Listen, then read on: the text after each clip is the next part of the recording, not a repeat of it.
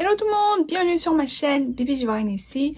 Si c'est votre première fois par là, abonnez-vous juste en bas, activez également la cloche pour ne rater aucune de mes vidéos. Sans plus tarder, on y va.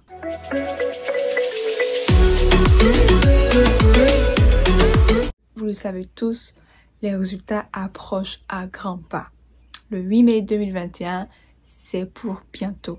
Qui dit résultat dit erreur, oubli et tout ça. Donc, par cette vidéo-là, je viens partager quelques erreurs à ne surtout pas commettre. C'est des erreurs vraiment à ne pas commettre du tout parce que ces erreurs-là peuvent vous empêcher de recevoir le visa.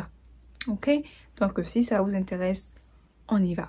La première erreur, c'est le case number. Il faut savoir que le case number, c'est le numéro qu'on vous assigne ou qu'on vous attribue une fois sélectionné. Alors, l'erreur à ne pas commettre, c'est de partager votre case number avec tout le monde. Parce que le case number, c'est vraiment précieux. C'est comme votre bijou. Ok, parce que si tout le monde a accès à votre case number, tout le monde peut se faire passer pour vous et puis manipuler votre dossier et puis vous empêcher de recevoir le visa. Donc, une fois que vous avez été sélectionné, le case number, il faut le garder précieusement.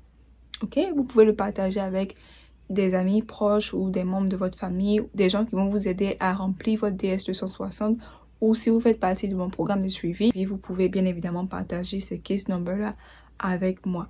Mais toute autre personne, non, absolument pas du tout. Deuxième erreur, c'est les fautes. Les fautes sur le nom surtout. Il faut savoir qu'après avoir été sélectionné, vous devez maintenant remplir la DS260. Et qui dit DS260 dit que vous devez mettre vos informations personnelles, comme votre nom, votre prénom et tout ça.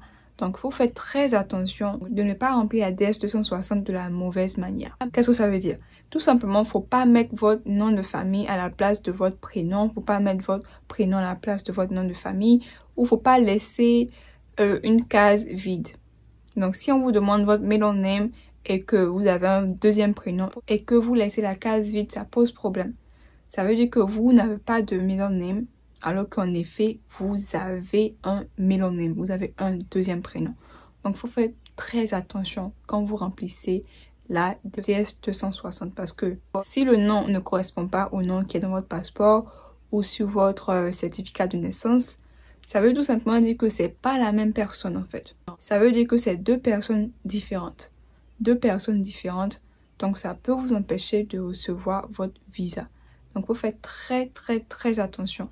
La DS260, c'est un lourd fichier, donc vous pouvez pas le remplir en 1 heure de temps. Donc, vous pouvez remplir en quelques assises. Donc, vous n'avez pas besoin de vous précipiter pour le remplir. Il faut prendre le temps, en fait. Parce que c'est ce document-là qui va vous permettre de recevoir le visa. Donc, il faut prendre le temps de bien le remplir, après de bien vérifier toutes les informations que vous avez entrées. Troisième erreur, ça va toujours dans le même sens que celle du nom, prénom et tout ça. C'est l'erreur sur la date de naissance. Ça, il faut éviter. Il faut savoir qu'ici aux États-Unis, on vous reconnaît par votre date de naissance et votre nom.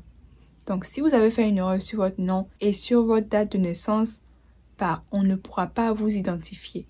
Donc, la date de naissance, c'est crucial. Il faut faire très attention. Il faut prendre le temps de bien vérifier. Donc, si on vous demande de mettre l'année, les 4 chiffres, vous allez mettre les 4 chiffres. Donc, si c'est 1992, vous allez écrire 1992. Il ne faut pas mettre seulement 92. 92, ça veut rien dire. Ça peut être 1892, ça peut être 1992. Donc, il faut prendre le temps de bien écrire l'année de naissance. La quatrième erreur à ne pas commettre, c'est les fraudes. Et oui, les fraudes, c'est vraiment récurrent. Les gens essaient de falsifier, ils se croient malins en essayant de falsifier les documents pour recevoir le visa. Et il faut savoir que le gouvernement américain, ils peuvent vérifier en fait, ils peuvent vérifier de A à Z. Si vous avez falsifié votre passeport, votre bac, en tout cas tous les documents demandés doivent être vraiment des documents réels, pas de faux documents. Donc si vous avez de faux documents, vous ne pourrez pas recevoir le visa. Ça sera une perte de temps et une perte d'argent. Parce que toutes les étapes que vous avez suivies, passer la visite médicale, payer les frais de visite médicale, payer les frais de visa et tout ça, c'est du gâchis. Ok, donc faut pas frauder. Voilà quelques erreurs que je tenais à partager avec vous. Une fois sélectionné, il faut être sûr que vous évitez ces erreurs-là. Vraiment crucial. Donc voilà, c'est la fin de la vidéo. N'hésitez pas à liker, commenter si vous avez des questions, partagez la vidéo, abonnez-vous, activez la cloche. Et sur ce, on se dit à la prochaine. Bye!